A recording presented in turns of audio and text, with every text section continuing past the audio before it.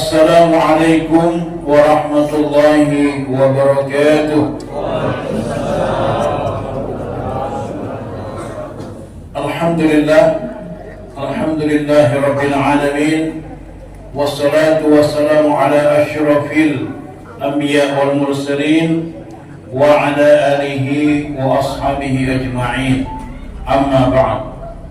Bapak Ibu sekalian, jamaah tarawih yang insyaallah dirahmati dan dimuliakan oleh Allah Subhanahu wa taala.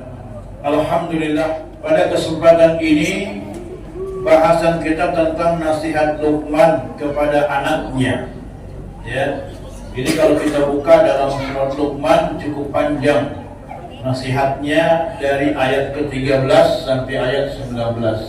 Sebagaimana tadi ketika Imam Isya tadi kami bacakan. Ya. Nah, siapa Luqman itu? Sebagian ada mengatakan Luqman itu seorang nabi. Tapi mayoritas ulama mengatakan Luqman itu adalah seorang yang bijak, seorang yang bijaksana, yang dengan kebijaksanaannya Allah Subhanahu wa taala mengangkat derajatnya di sisi Allah Subhanahu wa taala. Yang dimana Luqman ini memberikan orang yang punya banyak hikmah dari setiap kata-katanya, perbuatannya. Namanya Luqmanul Hakim, ya, Luqmanul Hakim. Nah, beliau yang senantiasa menyampaikan pesan-pesan kepada anaknya, dan pesan ini sifatnya abadi, dan Allah Subhanahu wa taala mengabadikan pesannya ini di dalam surat Luqman. Ini khusus. Jadi saking istimewanya Luqman ini, ada surat yang bernama surat Luqman. Begitu istimewanya beliau ini di hadapan Allah Subhanahu wa taala. Nah, apa nasihat beliau? Ya. Kalau kita lihat nasihat beliau, bahwa wa idh qala Luqman li ibnihi wa huwa ya'iduhu ya bunayya la tusyrik billah inna syirka la zulmun 'adzim.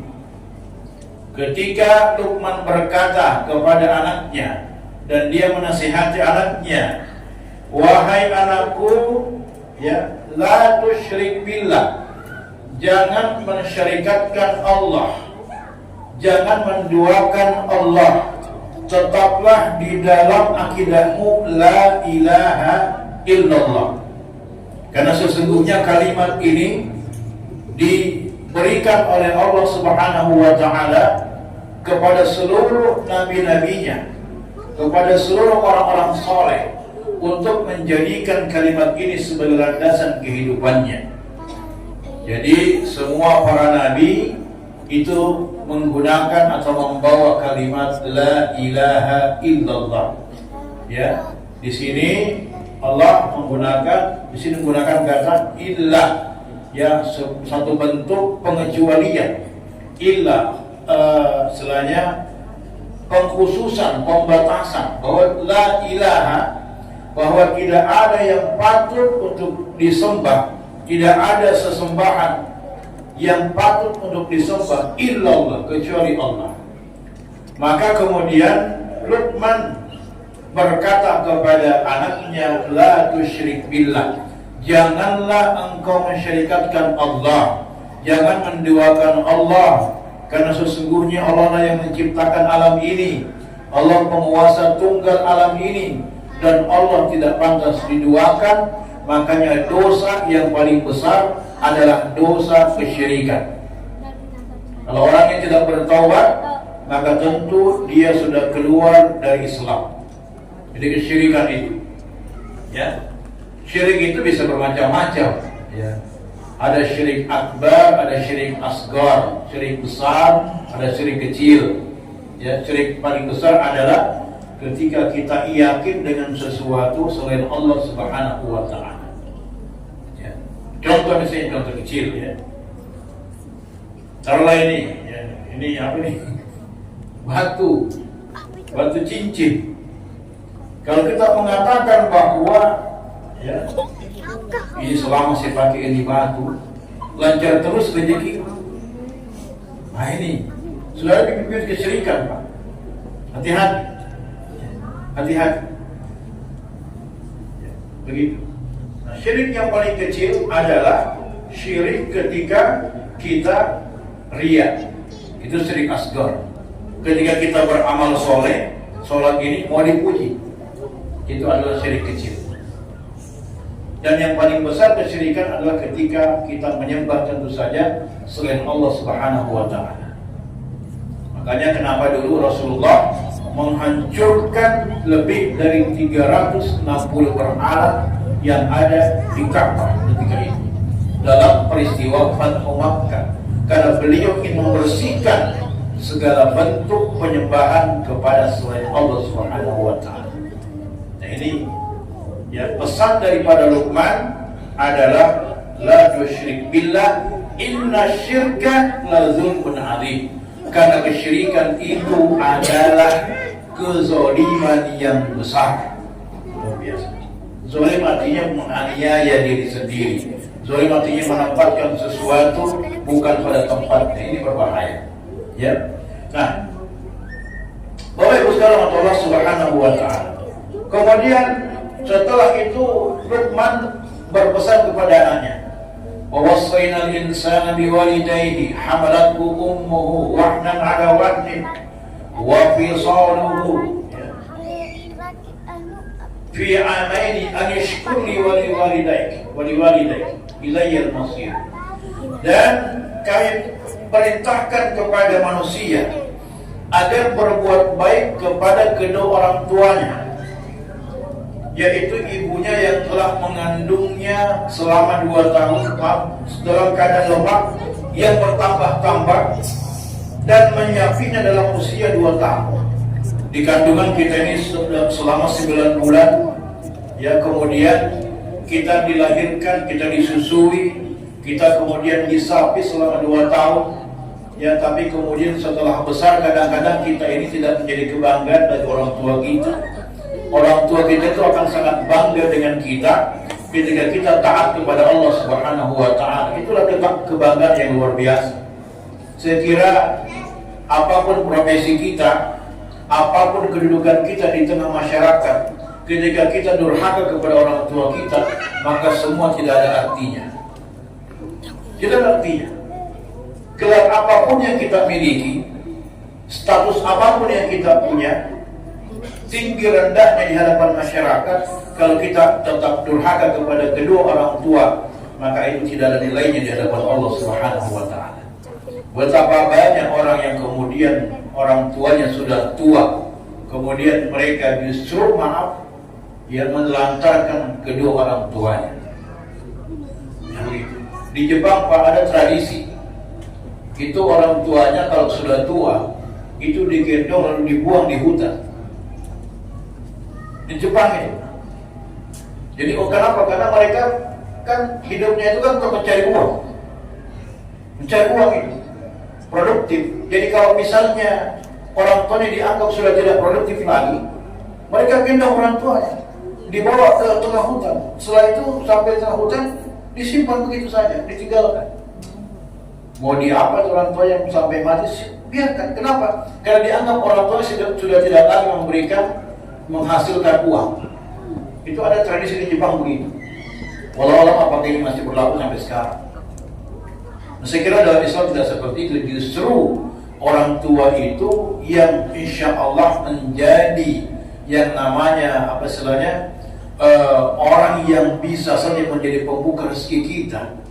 Ketika kita bekerja, ya kita minta doa orang tua, ya itu salah satu di antara pintu surga yang Allah berikan kepada kita orang tua, khususnya ibu kita. Ya. Bapak Ibu sekalian Allah Subhanahu wa Ta'ala. Kemudian Luqman berpesan, wa in jahadaka 'ala an tusyrika bima laysa laka bihi ilmu, fala tuti'huma. Dan ketika keduanya memaksamu untuk keluar dari agamamu atau untuk meyakini agama lain selain Islam, maka fala tuti'huma. Jangan kalian mengikuti keduanya. Ya. Tapi meskipun demikian, ya tetap,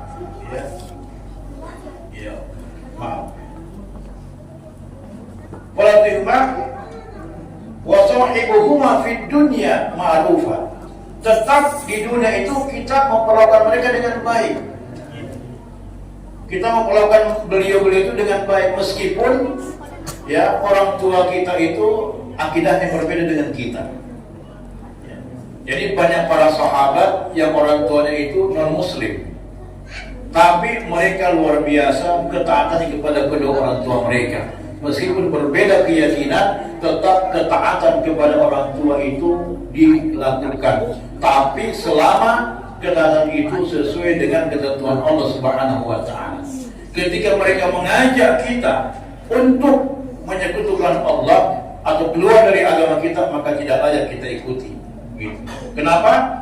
Karena sesungguhnya ya tidak ada ketaatan, la ta'ata li makhluqin fi ma'siyatillah. Tidak ada ketaatan kepada makhluk dalam rangka bermaksiat kepada Allah Subhanahu wa Ta'ala. Ya. Jadi begitu. Jadi misalnya bapak-bapak disuruh orang tuanya untuk menutup aurat, pakai jilbab.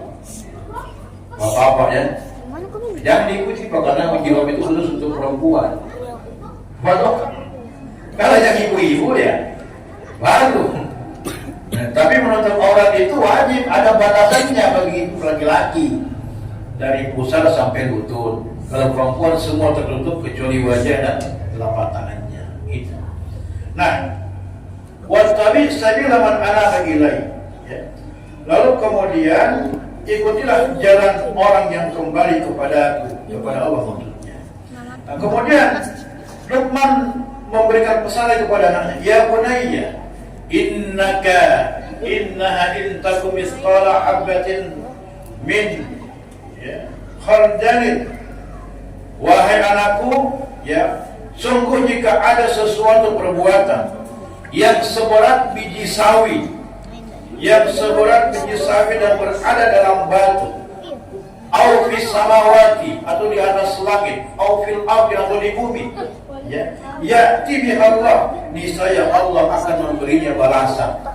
Apapun bentuk perbuatan kita, baik atau buruk, selama kita berakidah Islam, berakidah la ilaha illallah Muhammadur Rasulullah, apapun bentuk perbuatan kita, Allah akan menilai semua itu. Ibu-ibu misalnya memberikan hidangan buka puasa, meskipun harganya sedikit, ya tapi sekecil apapun, Allah akan menilainya dengan kelipatan yang besar.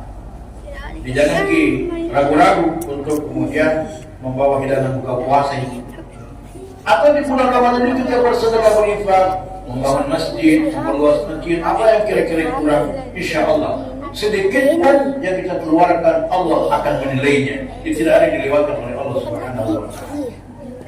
Kemudian di ayat yang ke-17 Allah menyatakan, Luqman berpesan, ya bunayya aqimis shalah wa'mur bil ma'ruf wanha 'anil munkar wasbir 'ala ma asabak. Wahai anakku, dirikanlah salat, ya. Kemudian wa'mur bil ma'ruf wa nahy 'anil munkar, tegakkan yang ma'ruf, amar ma'ruf, ya, lakukan amar ma'ruf, dan cegahlah kemungkaran. Ya, mungkar-mungkar kita cegah, dan bersabarlah setiap segala sesuatu terhadap sesuatu yang menimpa kalian. Inna dzalika min azmil umur, karena sesungguhnya itu semua adalah perkara yang sangat penting. Ini perintah Luqman dan dia berikan oleh Allah. Jadi perintah menegakkan salat, amar ma'ruf, nahi mungkar, ya. Kemudian kita bersabar apapun yang menimpa kita lagi puasa, lapar, haus kita bersabar.